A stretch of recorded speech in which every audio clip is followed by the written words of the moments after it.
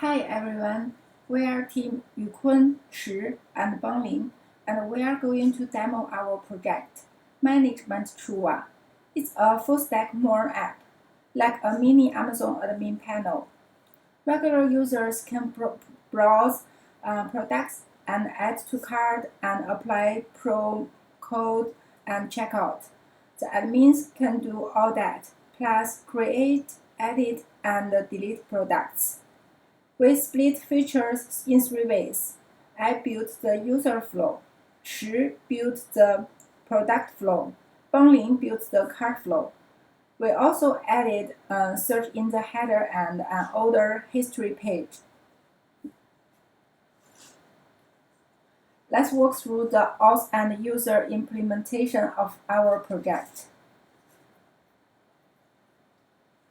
Let's start the entry point of our application in the backend in this file. I've set up the Node.js and Express environment, and I place Express.json here at the very top before any root. This ensures every income post request is properly parsed, preventing commonly undefined errors when we destructure data later. Once the server is ready, the next step is connecting to our database. In this file, I'm using Mongoose to connect to MongoDB, and the database connection string is stored here in this file. And I put env here in the git ignore file, so it keeps our private information secure. And before we look at the actual registration logic, let me show you how user data is stored safely. Here in models user.js, this file, I have a password field here, and the default select is false, and it will never return in any query, only when we ask for it during login. Instead of storing plain text, I use Mongoose pre-save hook here. This runs automatically right before any user data is saved to the database. Inside this hook, first I check if the password was actually modified. If not, I just skip hashing step to save performance. Then I use bcrypt to generate a sort and hash password. The original password becomes a long encrypted string. Finally, I also provide a match password instant method. This used during login to compare the plain text password from the request with the hash one in the database. This means even if someone steals the database, they cannot see the real password. Only the hashed version is stored, never the plain text.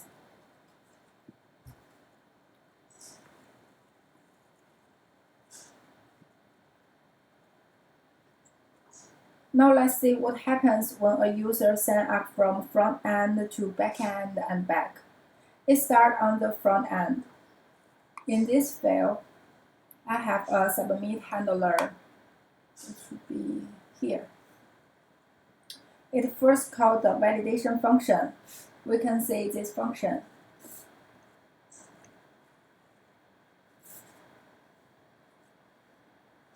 It just checks the email format, password length, and making sure the password is at least 6 characters. And let me show you the front-end validation here.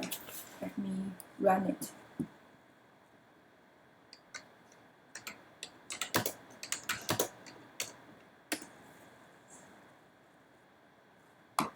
And run front end.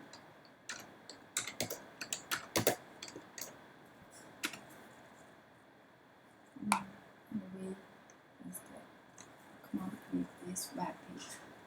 And if I want to sign up, if I entered nothing, You can see here, name must be at least 2 characters, and the email should be a valid email address, and password must be at least 6 characters. So this is the validation part. Once the validation passed, we dispatch the sign up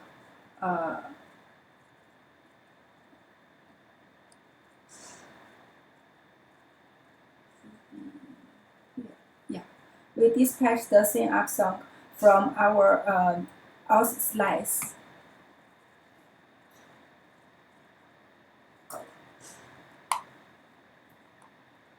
Oh, yes. Sign up auth slice. Passing name, email, and password as the payload. This song calls sign up API. Let me see this function. It will make the actual post request to our backend endpoint.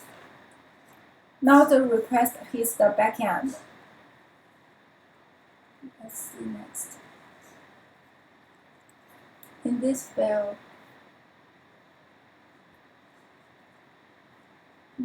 I define the public user function as a top.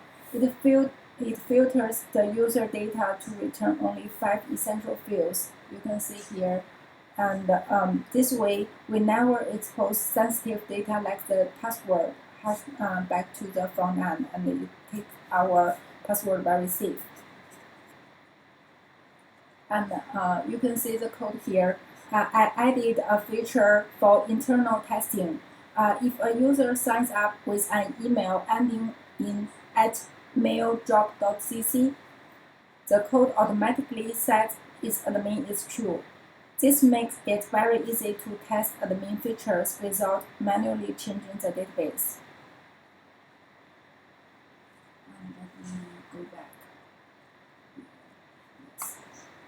Before saving to the database, the password is hashed using decrypt, but that actually happens inside the user model's pre-save hook, which I showed earlier. In the controller,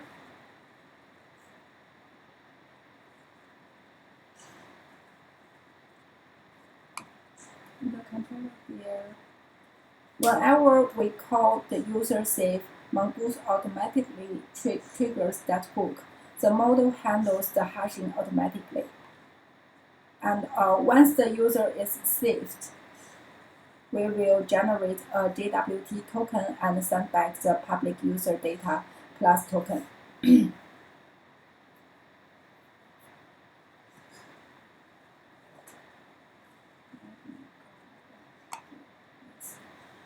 Back on the front end, when the API response comes back successfully, the Redux layer takes over.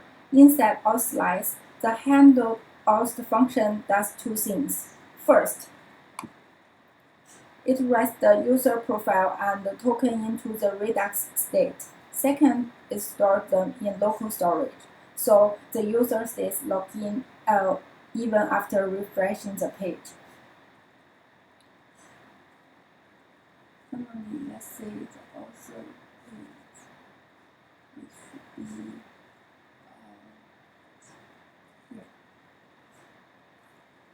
yes.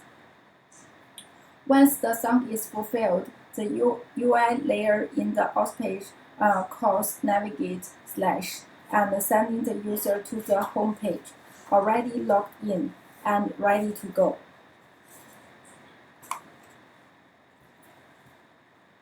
After a user successfully registered or logged in, we need a way to authenticate their future request. There is where JWT comes in. Here is my generate token utility. Payload design. I just keep the ID and is admin here. Then I use JWT sign to create the token, sent with our JWT secret. You can see the image. There is the JWT secret, and it will be expressed in 7 days by default. And this gives the user a good balance between security and convenience. They don't have to log in every day, but the token won't last forever.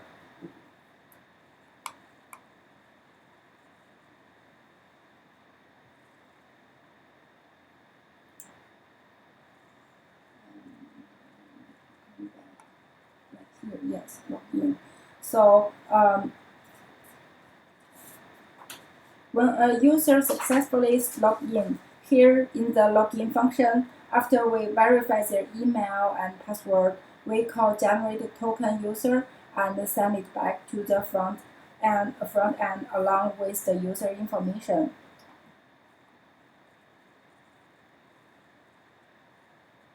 And here, on the front end, when the response comes back, the same handled auth function stores the token in both Redux and local storage. Then, for every subsequent API request, like creating a product or adding to cart, we attach this token to the authorization header. The backend can then verify the token and know exactly which user is making the request. And finally, let's see the middle here. The mailer has a smart callbacks. If Gmail log information is set, it use real SMTP. Otherwise, it will fall back to a test email service, a fake inbox that prints a preview URL in the terminal. This keeps local development working without real email login details.